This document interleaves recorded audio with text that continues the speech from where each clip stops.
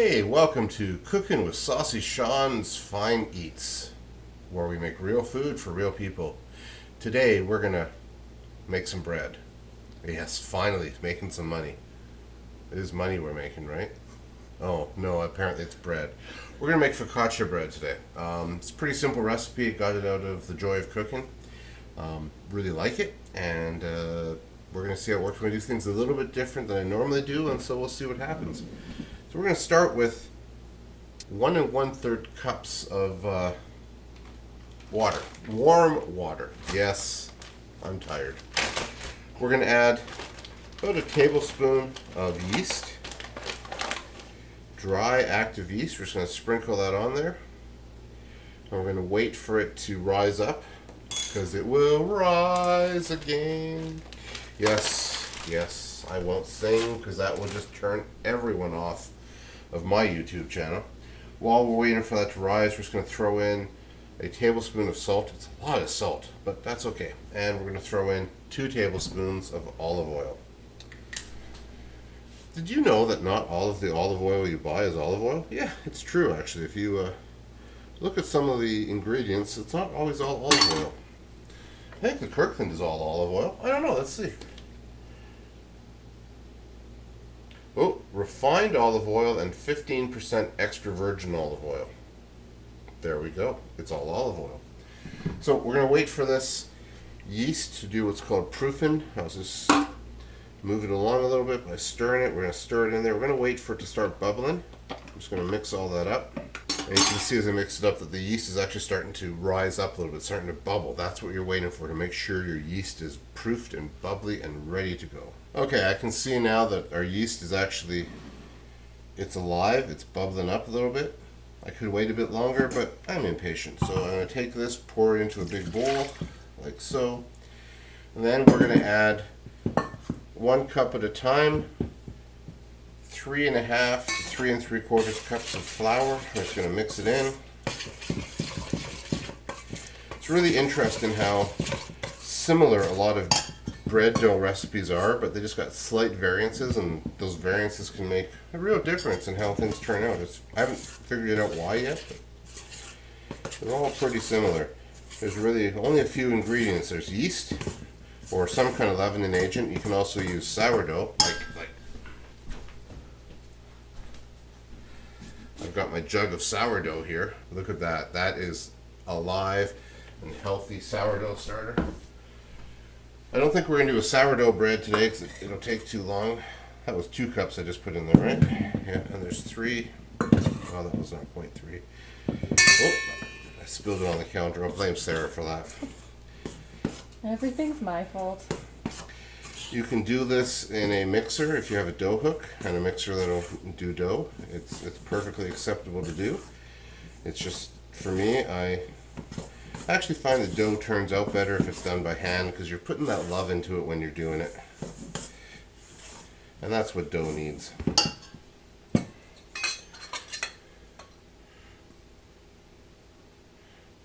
So I'm just going to reserve a bit of that flour. I had 3 1/4 cups of flour in there. I'm just going to reserve some of it. If I need it, great. If I don't, even better. I'm going to get this mixed to a point there where it's about as good as it's going to get with a spoon.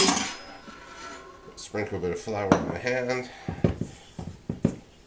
And we'll just start or finish the mixing process.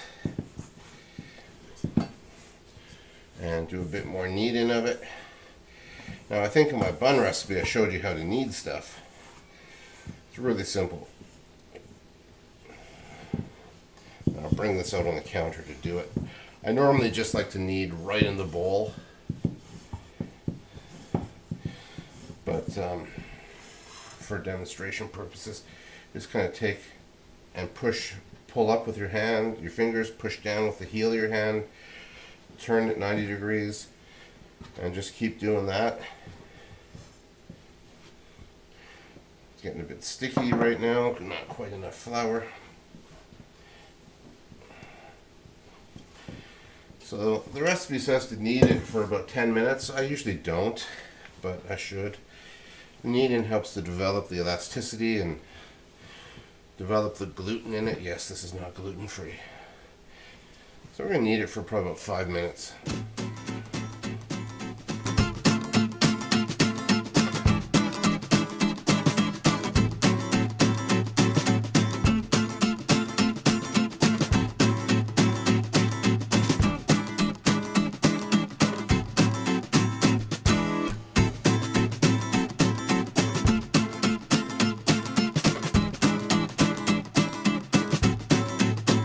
Okay, so it's been about 5 minutes of kneading. The bread is becoming nice and elastic.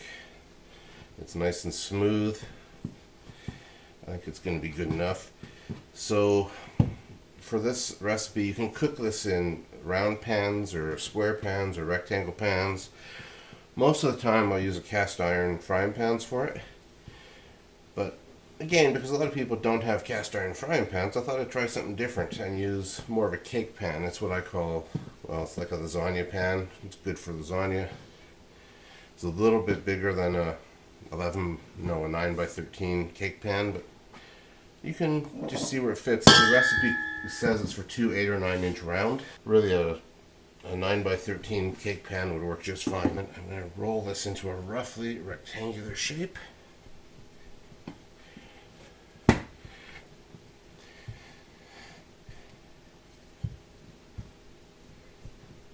And I'm aiming to get it about, how thick am I aiming to get it?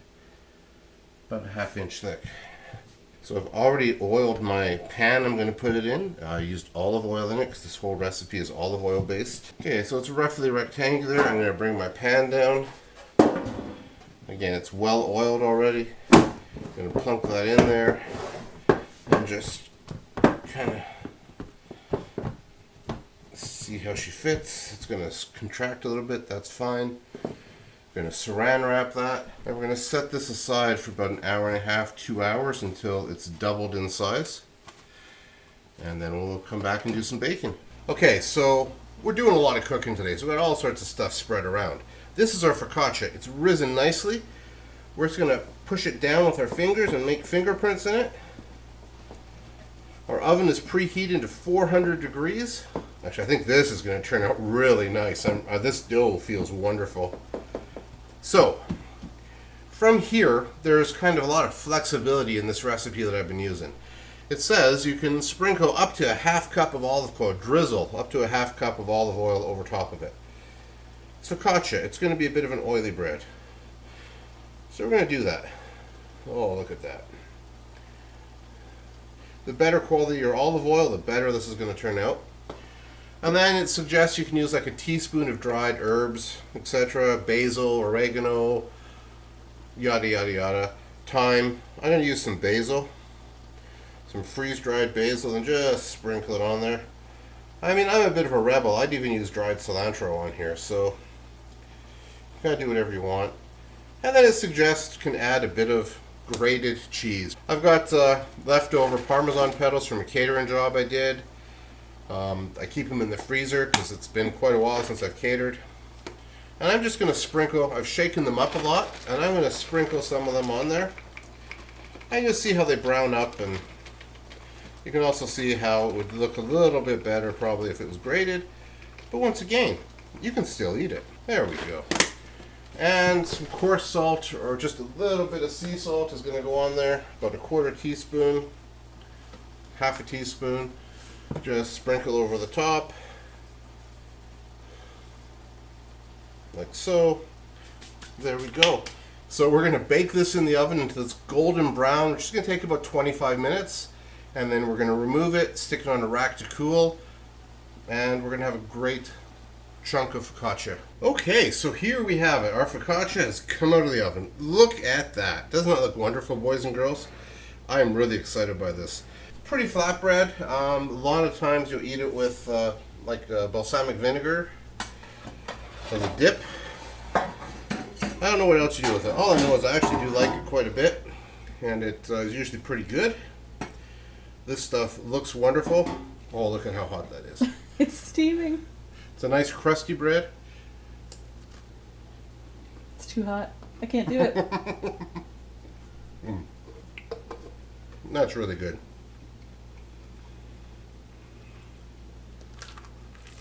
Mm-hmm. Mm-hmm. That is really good.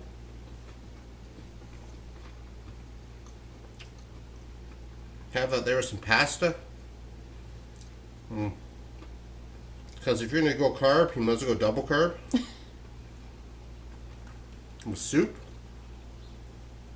That and a salad. Well, It's just the right amount of salty. Thanks for watching. We hope you enjoyed this.